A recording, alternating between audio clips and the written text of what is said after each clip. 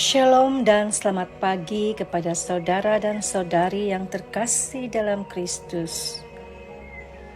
Pada hari ini kita akan mendengar sentapan firman Tuhan yang dipetik dari Injil Lukas bab 11 ayat 47 hingga 54. Mari kita bersama-sama menghayatinya. Tuhan beserta kita sekarang dan selama-lamanya. Inilah Injil Yesus Kristus menurut Santo Lukas. Dimuliakanlah Tuhan. Sekali peristiwa, tak kala duduk makan di rumah seorang Farisi, Yesus berkata, "Celakalah kalian, sebab kalian membangun makam bagi para nabi, padahal nenek moyang mula yang telah membunuh mereka. Dengan demikian, kalian mengakui bahwa kalian membenarkan perbuatan nenek moyangmu, sebab mereka telah membunuh nabi-nabi itu dan kalian membangun makamnya. Sebab itu, hikmat Allah berkata, Aku akan mengutus kepada mereka nabi-nabi dan rasul-rasul. Tetapi separuh dari antara para nabi dan para rasul itu akan mereka bunuh dan mereka aniaya. Maka dari angkatan ini akan dituntut darah semua nabi yang telah tertumpah sejak dunia dijadikan, mulai dari darah Hebel sampai kepada darah Zekaria yang telah dibunuh di antara mezbah dan rumah Allah. Bahkan aku berkata kepadamu, semuanya itu akan dituntut dari angkatan ini. Celakalah kalian, hai ahli-ahli Taurat, sebab kalian telah mengambil kunci pengetahuan.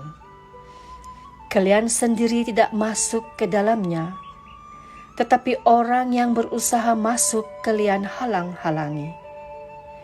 Dan setelah Yesus berangkat dari tempat itu, para ahli Taurat dan orang-orang Farisi terus-menerus mengintai dan membanjirinya dengan rupa-rupa soal.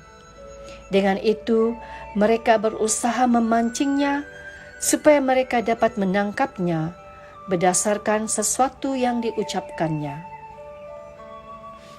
Demikianlah Injil Tuhan. Terpujilah Kristus. Lukas ayat 47 hingga 48.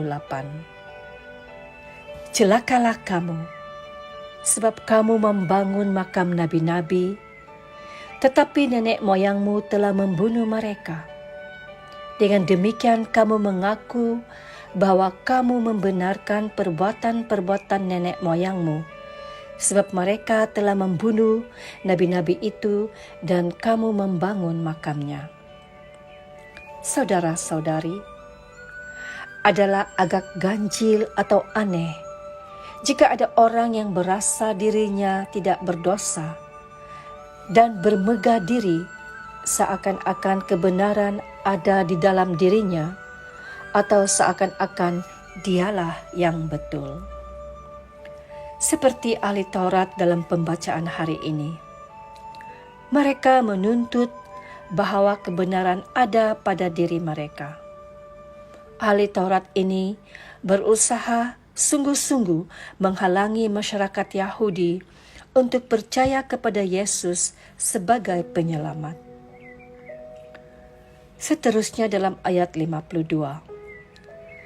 Celakalah kamu, hai ahli-ahli Taurat, sebab kamu telah mengambil kunci pengetahuan.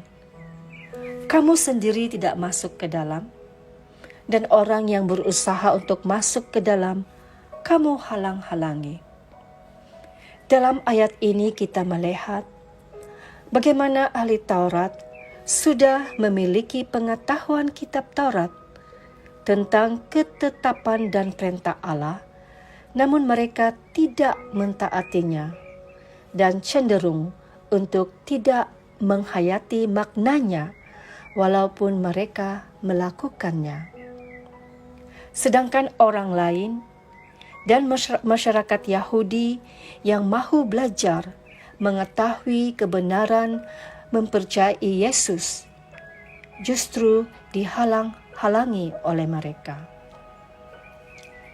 Kepercayaan Yahudi dan Yunani sangat mengutamakan kebijaksanaan dan pengetahuan, sehingga Yesus Kristus bagi mereka sekadar sebagai seorang guru yang bijak, atau sama dengan para nabi atau guru masyarakat lainnya. Yesus cukup dikenali dan dikagumi, namun bukan sebagai Tuhan bagi mereka. Saudara-saudari, apakah akibatnya jika di dalam hidup ini hanya ada orang pintar, orang bijak, orang kuat, orang berwibawa, cerdik dan terkenal, tetapi tidak ada Tuhan Allah? Dalam pembacaan kita mendengar bahwa Yesus mengecam kepalsuan dan kemunafikan.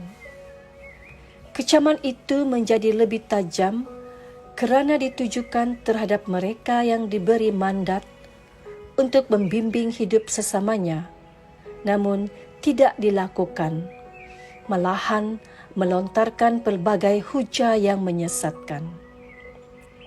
Mungkinkah sikap kemunafikan dan kepalsuan ini berlaku dalam realiti hidup kita masa kini?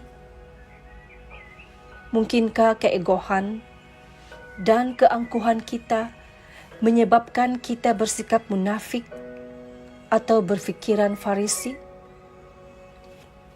Kita tidak dapat menafikan bahwa kepalsuan dan kemunafikan semakin nyata berlaku di sekeliling kita dengan alasan menjaga nama baik keluarga, keturunan, jabatan, pangkat, kehormatan, dan demi populariti. Saudara-saudari, kepalsuan itu bermakna menutupi apa yang seharusnya dinyatakan seadanya, atau tidak menampilkan diri sebenarnya. Sementara kemunafikan dinyatakan dalam sikap, percakapan, dan tindakan yang seolah-olah suci, tetapi pada kenyataannya tidak sesuai dengan apa yang dikatakan. Saudara-saudari yang terkasih, pembacaan hari ini seakan memberi peringatan kepada kita agar nilai-nilai kehidupan yang kita ketahui perlu dihayati dan dilakukan dalam kehidupan harian kita. Jika kita memiliki kunci pengetahuan, sebaiknya kita fungsikan untuk lebih mengetahui dan memahami pelbagai pengetahuan, keutamaan atau nilai-nilai kehidupan, dan seterusnya dihayati dan dipraktikkan. Semoga kita bukan hanya memberitahu atau menyampaikan nasihat, tetapi sekaligus melaksanakan apa yang telah kita katakan, sehingga terbentuklah kesatuan antara kata-kata dan tingkah laku kita. Marilah berdoa. Tuhan, bantulah kami. Semoga pada hari ini kami dapat berusaha menyingkirkan sikap Farisi di dalam diri kami, yakni sikap menghakimi, ego, sombong dan munafik. Semoga dalam karya dan pelayanan kami mengusahakan keadilan dan kasih, kejujuran dan ketulusan. Amin.